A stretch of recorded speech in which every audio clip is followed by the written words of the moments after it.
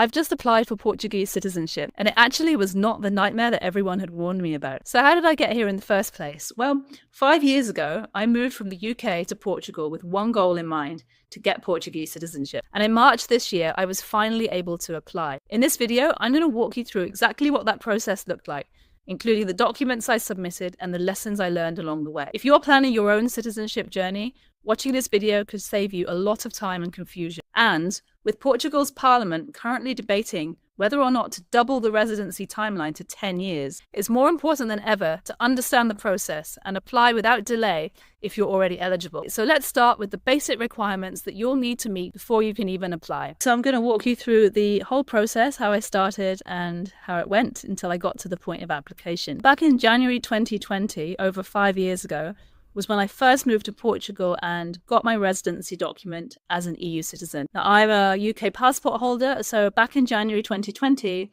it was still possible for us to apply as EU citizens, which made things a lot easier. The reason why that's important is because I was able to apply for citizenship exactly 5 years after the date that was printed on that residency document, which was actually January 20th, 2020. But I ended up applying in March, and that was mainly because I had some delays with gathering all the documents and making sure that everything was ready. It does take quite a lot of planning if you actually want to be there on the 5th anniversary of your residency document ready to apply. That takes a lot of organization. And although it was my original goal, I didn't quite manage it.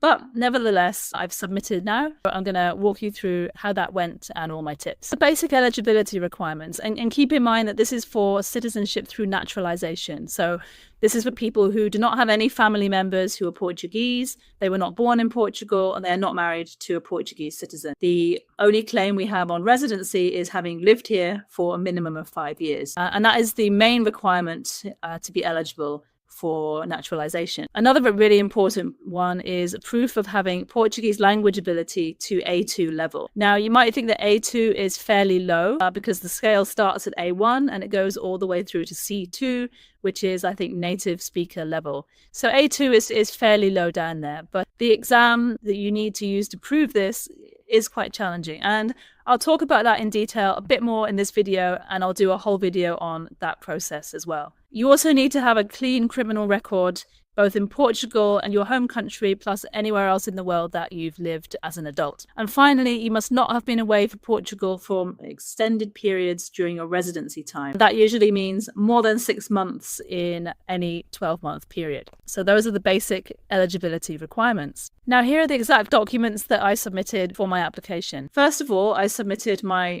CRU, which is basically the EU residency document. It's an A4 sheet of paper with your information and the EU stars on it. And you can choose to submit either an original or a certified copy. Now, I chose to do a certified copy because that document is very precious to me because of the UK leaving the EU. I wouldn't be able to get that again easily, so I kind of guard it with my life.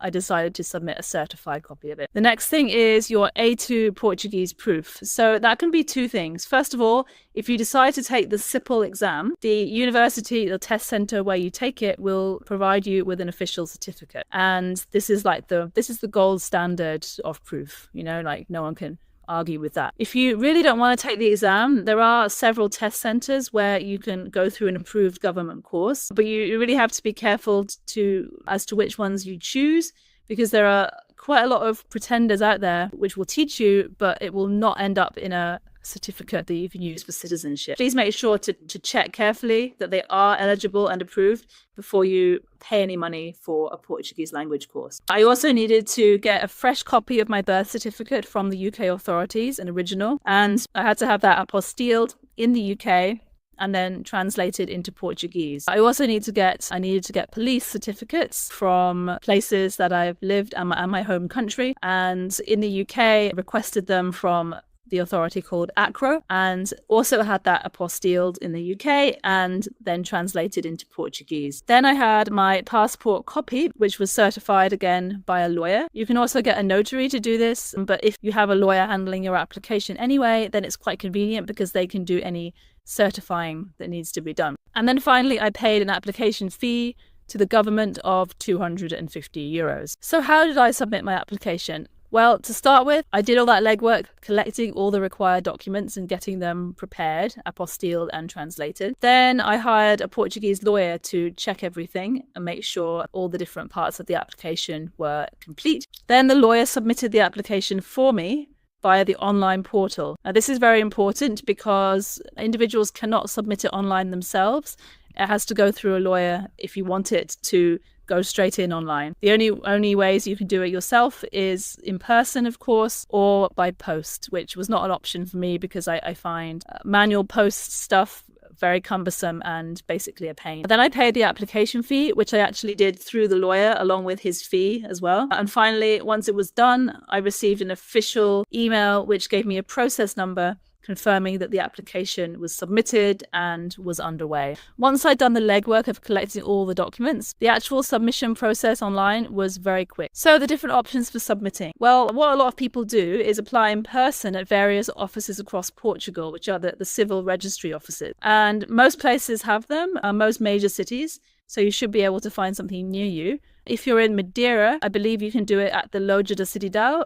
And they don't have an actual registry office for Madeira themselves, but they will send it to Lisbon or Porto for you. So you don't necessarily have to fly to the mainland. But of course, expect queues. This is quite oversubscribed at the moment, and a lot of people are submitting their applications. And also, procedures can vary slightly from office to office, which is quite common in Portugal. So just be prepared. The processing fee is always €250. That's the same for any method of submitting an application. You can also do it online through a lawyer, and that avoids the travel, the queuing, and the potential hassle of having to deal with staff at the civil registry offices, because probably people will speak some level of English, but if you're not confident in your Portuguese still, I mean, it's still possible to not be confident in an official government setting, even after 5 years. So submitting via a lawyer lets you skip all of that. And they'll also pre-check your documents. Of course, they're going to charge a fee for this, and it's typically between 500 and €1,000 for handling the whole application.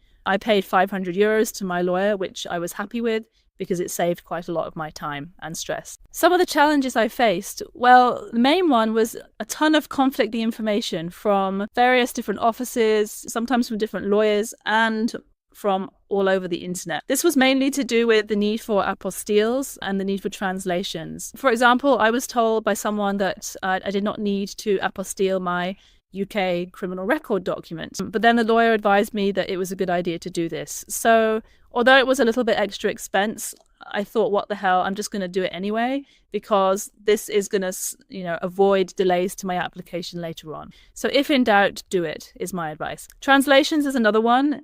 Technically speaking, if your documents are in English, Spanish, or French, then you are not required to translate them to Portuguese. However, I decided to translate mine because if the person processing my application is not confident in English, Spanish, or French, of course mine were in English, but if they're not confident in the language that the documents are in, then that is going to be probably another delay potentially to the application. So I just decided get everything translated into Portuguese and make things as smooth and as easy as possible. Another issue is the language certificate confusion. Now, I already mentioned that the best and clearest way is just to go for the official CIPL exam, but you can also apply and get that proof by attending an approved course. I decided not to do so, although I did consider it, but the courses do take up a lot of time. You can get some intensive ones, but you have to be there 4 hours a day for about 3 months. And with my schedule and the other things I had to do, it was just not possible to fit it in. Make sure you're clear on that beforehand. Then, of course, there are the usual bureaucratic delays and uncertainty. It hasn't been too bad so far, but this is just something you have to come to terms with and expect. And again, expect unpredictability because even lawyers can sometimes interpret the rules differently. So next up, let's take a look at the timeline expectation. Well, of course, the biggest timeline issue is the residency clock. So at the moment, you need to spend 5 years living in Portugal as a full-time resident, at a minimum. You cannot apply even a day before you reach that 5-year anniversary. I know a friend of mine tried. She was there the day before, and they told her that she had to come back on the exact day because they just cannot accept it before that 5-year mark is reached. Now, the language exam is also another part of the timeline that you need to plan for carefully. To get ready for the CIPL exam, It depends how good you are at Portuguese already. But if you've just been coasting along, for the 5 years and just learning the minimum or just enough for daily life, I do recommend about 3 to 6 months of intense prep actually for the exam format, because you will find challenging aspects in that exam that may catch you out, even if you think that your day-to-day Portuguese is good enough. So yeah, I took my exam in June 2024 and I started preparing in earnest in January that year. And that included all the skills: speaking, listening, reading and writing. And yeah, I was able to pass first time, luckily. Another issue is actually booking that SIPL exam, because slots fill up really fast. And, once they're full, it can be difficult to get one for the rest of the year. Your exam does not expire, so you can apply and take it anytime you want, and it's still going to be valid by the time you apply for citizenship. So my advice would be to, once you feel relatively confident in Portuguese, book that exam slot. They usually open in about mid-January each year. Book it for whenever you think makes sense for you, to give you time to prep, and then just knuckle down and get the prep done and get it locked in. Because if you suddenly need to do that when you come to reach your 5-year mark, then it is going to delay you quite a lot. The final timeline aspect is the review of your actual application once you submit it. It's not a quick process. Typically, it takes around 2 years from the time of submission, but there could even be further delays at the moment because a lot of people are applying. So yeah, don't expect it to be done quickly, unfortunately. So these are some of the things that I learned from this process. As I said already, get that SIPL exam or that course locked in and done as soon as you can, because that can be a really major delay. Start gathering your documents early, because apostilles and translations do take time, and so do criminal record documents, and it all varies a lot by country. Some countries send them very quickly online. Others might not have that facility. Also keep in mind that criminal record documents shouldn't be more than 3 months old at the time of submission to the civil registry office. So timing can be a bit of a tricky thing to do, but very important for the timeline. I would recommend that you keep copies of every document that you submit, just in case, and don't expect things to be consistent from one office to the other. So there can be little quirks and slight differences, but the documents that I've told you about are usually the core of what's necessary for a successful application. And of course, if you're going through a lawyer, then they will let you know if something is missing. Also, if you submit and they do find later that they need something else, they will let you know. And I believe that you have 30 days to then produce that extra document to keep your application on track. So yeah, build patience into your timeline for sure. So what happens after you submit the application? The very next step is that you receive your process number, which comes automatically by email. I'm not sure what happens if you do it through going in person. I actually think in that case, you may have to wait a day or two or even a week or two for the employee to actually submit your documents into the system. That's another advantage of doing it online through a lawyer, because you know at least that the documents are going immediately into the online system. I don't know if it speeds it up a lot, but I think it makes it a little bit smoother at the beginning. Then your application will enter this long, drawn-out waiting period, typically 18 to 24 months, but possibly even longer. And you will not get many updates from the Civil Registry Office, only if something is missing. Your main task is, again, just to be patient, try to distract yourself, don't dwell on it too much. Track your progress online from time to time. You can use that process number and a password to log into the online system and see what stage things are at. But I don't recommend doing that every day. I think it's best to leave it. Maybe every month would be a good time to do that. People have said that the application can seem stuck at one stage for months and months and months, and then suddenly it can jump through multiple stages, what seems like very quickly. So it's not necessarily a completely linear process. So how do you check your status? Well, you log into the online portal using your process number, and you'll see your application in one of these 7 stages. So at first it could be received and then registered. So these are just very, admin type status updates. Nothing much has happened to your application yet. And then numbers 3 and 4, awaiting inquiries and document verification, are probably going to take months and months and months, and assessment possibly as well. But then it can jump through to completed very quickly. So yeah, it just depends really almost on the luck of the draw. So why is it important to get this done now? Well, as you might have heard, Portugal's parliament has been debating extending the residency timeline from the current 5 years to possibly 10 years, so doubling it, which is a big deal, right? Because you've already waited 5 years, doubling it to 10, it can change your plans significantly. So at the moment, this is still being debated and it's still working its way through the democratic system. We don't know if they are going to actually extend it to 10 years.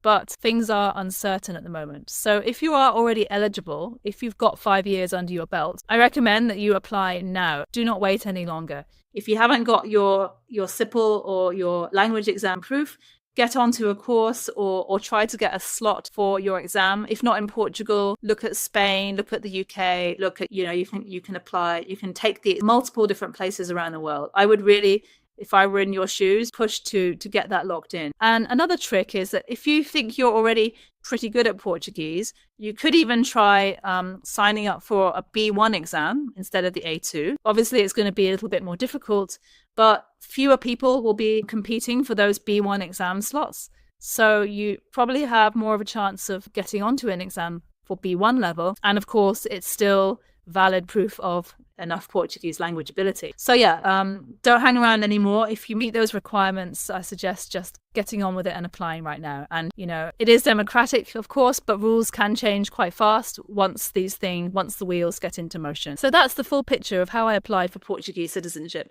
from meeting the eligibility rules to pulling together all the right documents and to finally submitting my application. Now, if you're eligible today, my advice is do not wait around. There are ongoing discussions in Parliament that could make the process longer in the future. We don't know yet because it hasn't become law, but it's best not to take any chances. So submitting your application now could potentially save you years. If you found this breakdown helpful, make sure to join the waitlist for my upcoming Portugal Starter Pack. This will give you practical tools and clear next steps for your own journey. You'll find a link in the description. And if you're somewhat earlier in the process, I've got more videos covering visas, residency, and all the stepping stones that lead up to citizenship. So stick around and check some of those out next. Thanks so much for watching, and I'll see you next time.